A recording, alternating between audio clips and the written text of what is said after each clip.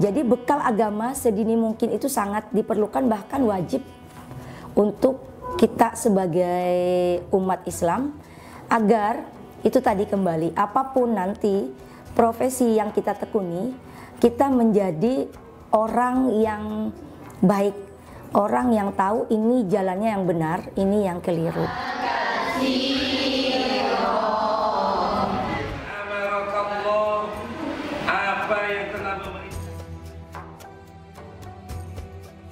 Anak-anak itu wajib dikenalkan dengan akidah dulu, harus mengenal Tuhannya, baru dengan ilmu-ilmu yang lain.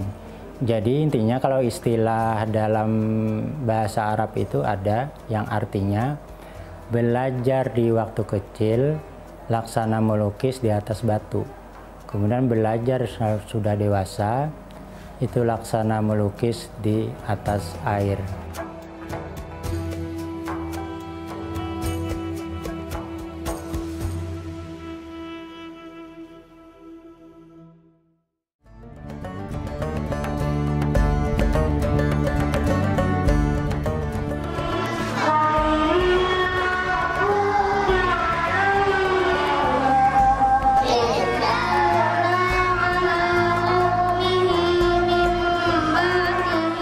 Agama Islam merupakan agama yang mengajarkan para hambanya untuk selalu menuntut ilmu. Ilmu adalah cahaya bagi kehidupan manusia. Tanpa adanya ilmu, maka tak akan ada peradaban.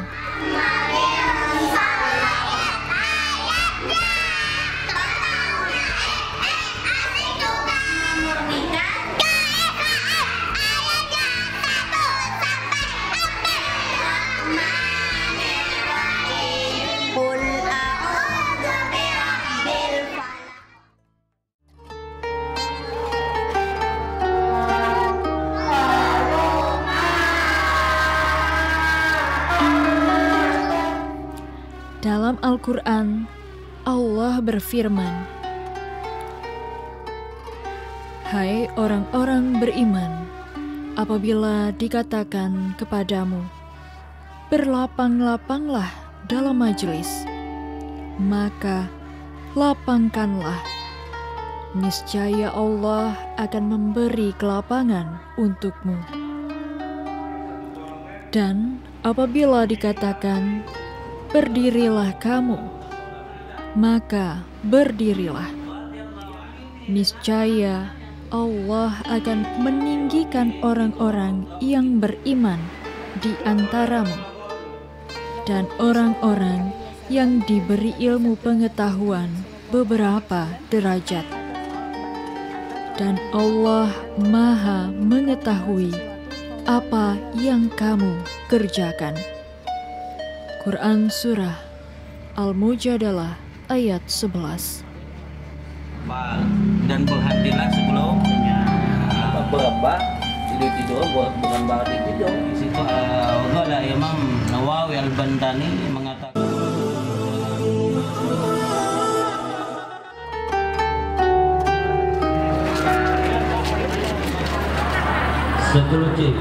Pondok Pesantren Al-Istiqomah Banjarmasin menjadi wadah bagi para santri untuk menuntut ilmu, baik ilmu agama maupun ilmu kehidupan.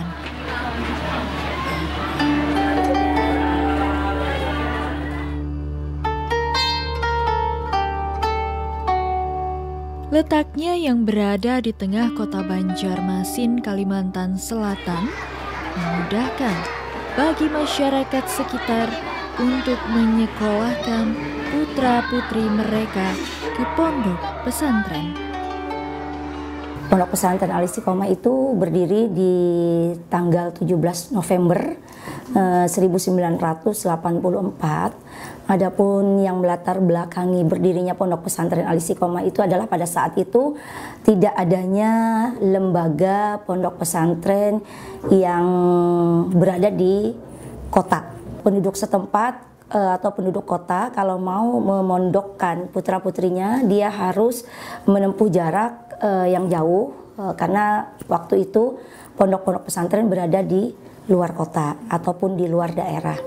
Nah, berdasarkan itu maka tokoh setempat pada saat itu yaitu Bapak Profesor Dr. Hafiz Ansari MA mempunyai keinginan untuk bisa mendirikan pondok pesantren yang memadai, yang bisa memfasilitasi putra-putri yang berada di kota untuk bisa memondokkan putra-putrinya dan tidak menempuh jarak yang cukup jauh.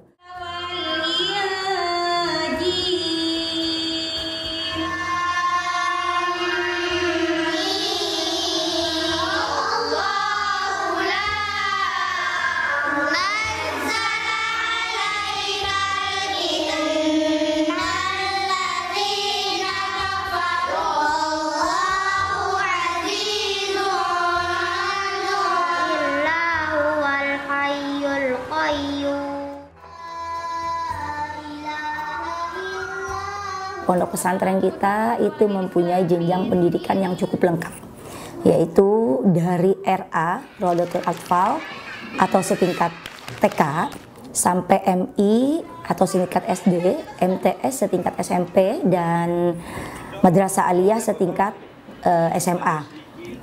Semua ada pada pondok pesantren kita. Kita mempunyai sarana dan prasarana yang cukup lengkap, yaitu kita mempunyai masjid yang lumayan besar, terus ada asrama juga kalau santri mau mukim, ada perpustakaan, ada laboratorium IPA, ada laboratorium bahasa, juga ada komputer. Kita juga mempunyai aula, lapangan, serta kantor BLKK. Ini berapa ya nilainya? Supaya lebih paham, coba itu tempelkan nih. Ini pian yang diarsir. Oh ya, pian yang tidak diarsir. Yang mau maju. Kelanjutan para santri, kami memang sangat berupaya untuk membekali para santri di semua jenjang atau di semua lembaga untuk bisa melanjutkan kemanapun sesuai dengan keinginan. Artinya santri kita persiapkan mau lanjut kemanapun insya Allah sudah mampu. Kurikulum yang diajarkan pada pondok pesantren ini pun memiliki keistimewaannya tersendiri. Do you like spicy food? Yayasan Ponpes Al-Istiqomah Banjarmasin ini standar kurikulumnya menggunakan standar kurikulum pemerintah, kemudian juga ada standar kurikulum yang diterapkan oleh pesantren sendiri. Ada kesulitan di dalam menulis khot diwani? Silakan kalau ada yang mau tanyakan. Alif lam yang paling ujung tuh kayak apa? Jadi cara menulisnya, saya ulang, beda waktu kita kelas 2. Standar kurikulum yang digunakan yang dari pemerintah itu kita menggunakan kurikulum 2013 dari RA, kemudian MI, kemudian MTS, kemudian MA. Nah, standar kurikulum 2013 ini itu dilaksanakan oleh lembaga-lembaga ini. Tapi untuk 2 tahun terakhir ini kurikulum ini ada perubahan, yaitu kurikulum merdeka. Nah, sesuai dengan SK yang ada bahwa Madrasah Aliyah Pondok Al-Istiqomah ini menggunakan kurikulum merdeka. Jadi di kelas 10 dan kelas 11 menggunakan kurikulum merdeka. Nah, kemudian yang kedua, kurikulum yang untuk pesantren. Nah, kurikulum untuk pesantren ini mengacu dibuat oleh pesantren sendiri. Kitab-kitab apa yang diajarkan itu pesantren yang membuatnya.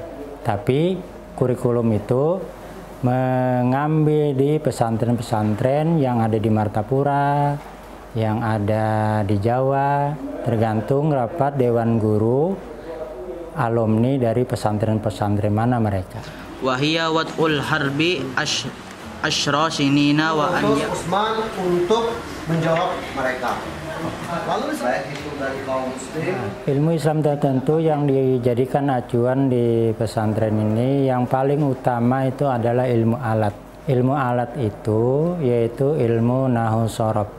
Dengan memperdalami ilmu nahwu shorof ini diharapkan nanti para santri bisa mengembangkannya dan bisa memahami nantinya dengan mata pelajaran yang lain, misalkan pelajaran akidah, kemudian pelajaran akhlak, kemudian pelajaran fikih, dan pelajaran-pelajaran lainnya.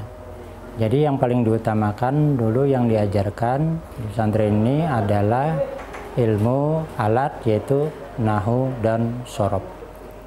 Nah, untuk metode pembelajaran itu bermacam-macam yang digunakan oleh para ustadz atau asatiz atau guru-guru di pondok ini.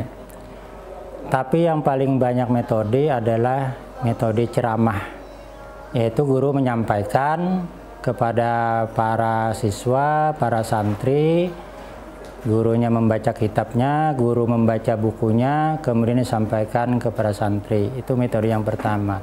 Kemudian metode yang kedua yaitu menggunakan dialog atau tanya jawab. Setiap ada KBM, nanti para siswa disuruh menanya hal-hal apa yang permasalahan yang bisa disampaikan, maka disampaikan kepada gurunya, kemudian gurunya yang menjawab.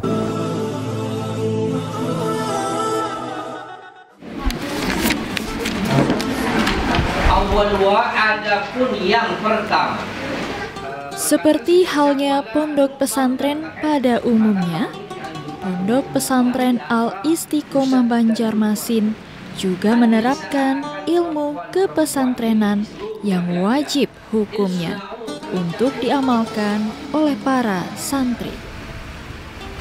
liqaulihi sallallahu alaihi wasallam, seperti sabda Nabi Muhammad sallallahu alaihi wasallam berikutnya, Aisyah radhiyallahu anha, seperti karena di Pondok Pesantren Istiqomah itu anak-anak diam di pondok atau mondok, maka yang pertama wajib diajarkan kepada anak-anak itu untuk bisa membaca Al-Quran dengan baik.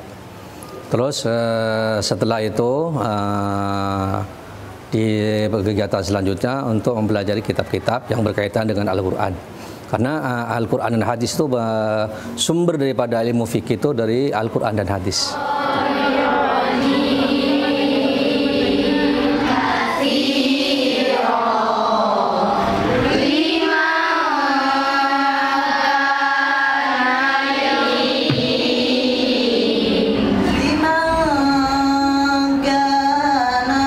Tujuannya yang pertama untuk kata Imam Al-Ghazali, supaya manusia itu sa'idun fid dunya wa sa'idun fil akhir.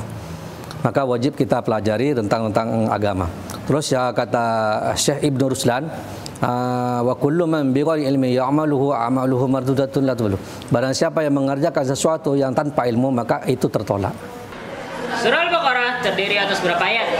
Soal pertama, lain soalnya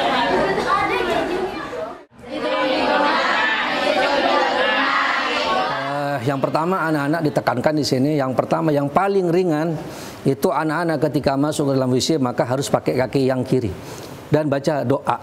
Terus ketika keluar dari WC maka anak-anak maka dianjurkan pakai kaki yang kanan dan berdoa. Satu. Yang kedua, anak-anak dimanapun Anda berada sudah ditanamkan sejak dini bahwa anak-anak di pondok pesantren itu harus makan pakai tangan yang kanan dan makan duduk, baik dimanapun. Karena makan dengan tangan yang kanan dan minum dengan tangan itu bagian daripada sunnah Nabi.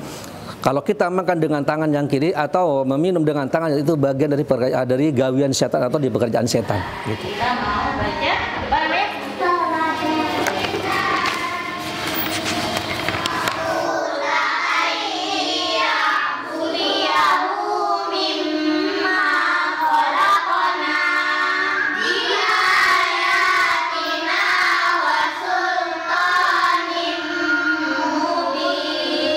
Saya kira tidak cukup karena ada patah mengatakan utlubul ilmah minal mahdi ilal lahdi. Tuntutlah ilmu sejak dari ayun sampai masuk ilang lahat. Berarti tidak cukup. Artinya kita belajar terus. Begitu. Cuman kalau di suatu pesantren insya Allah udah dasar-dasarnya udah tahu, mulai dari cara berwudu, cara beristinja dan cara sholat dan lain sebagainya. Ya bersama-sama. A'udzubillahi minasyaitonir rajim. Karena memiliki jenjang pendidikan yang lengkap, tidak sedikit santri yang sedari kecil setia menuntut ilmu di pondok pesantren Al-Istiqomah ini. Salah satunya ialah Ahmad Ridho.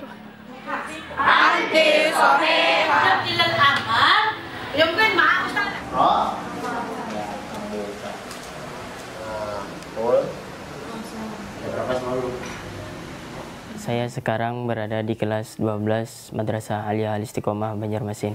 Saya masuk pondok pesantren Al-Istiqomah ini dari usia 5 tahun, yaitu dari TK RA Binaan Prasa yang berada di bawah naungan pondok pesantren Al-Istiqomah, kemudian melanjutkan madrasah ibtidaiyahnya di Madrasah Ibtidaiyah Al-Istiqomah, kemudian melanjutkan madrasah sanawiyah di Madrasah Sanawiyah Al-Istiqomah, dan kemudian melanjutkan lagi ke madrasah aliyahnya di Madrasah Aliyah Al-Istiqomah.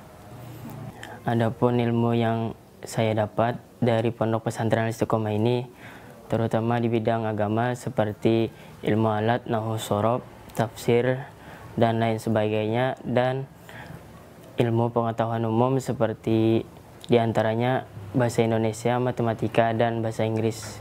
Insya Allah jika Allah mentakdirkan saya ingin melanjutkan ke pendidikan Hadramaut Yaman, karena ilmu yang saya dapatkan di sini insya Allah bisa menjadi bekal untuk menuntut ilmu di sana.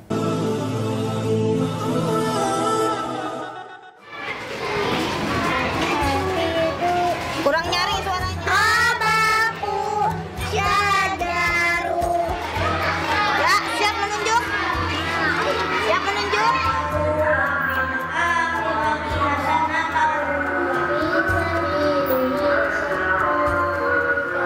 Jadi bekal agama sedini mungkin itu sangat diperlukan, bahkan wajib untuk kita sebagai umat Islam, agar itu tadi kembali apapun nanti profesi yang kita tekuni, kita menjadi orang yang baik, orang yang tahu ini jalannya yang benar, ini yang keliru.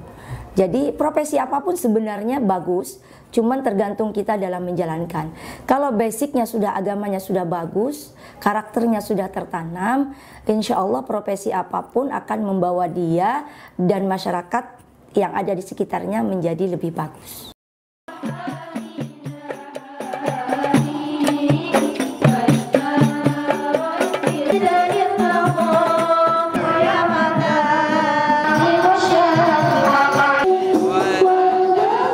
Bekal ilmu Islam sedari kecil itu memang itu diutamakan lah, karena Allah sudah berfirman, Iqra bismi rabbikal ladzi khalaq, yaitu Iqra.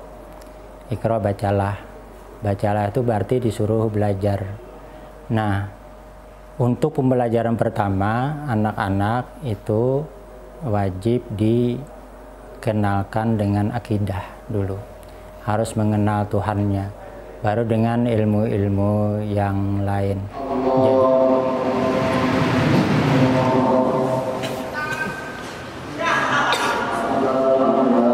Yang pertama itu untuk anak-anak yang baru balik itu awwaluddin ma'rifatullah. Jadi anak-anak yang pertama itu diajari setelah belajar ngaji dengan baik, lalu diajari ilmu tauhid, baru ke fikih dan lain sebagainya. Kullu wahidin minhuma an sahibih, maka berjauhanlah setiap salah satu. Seperti kata sebuah pepatah, tuntutlah ilmu dari buayan hingga liang lahat.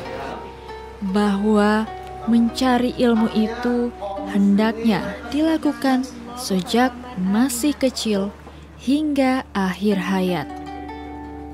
Untuk itu, alangkah bermanfaatnya jika kita bisa membekali ilmu Islam putra-putri kita sedini mungkin, agar kelak besar nanti mereka sudah siap menghadapi berbagai macam rintangan kehidupan ini. Nah, ini yang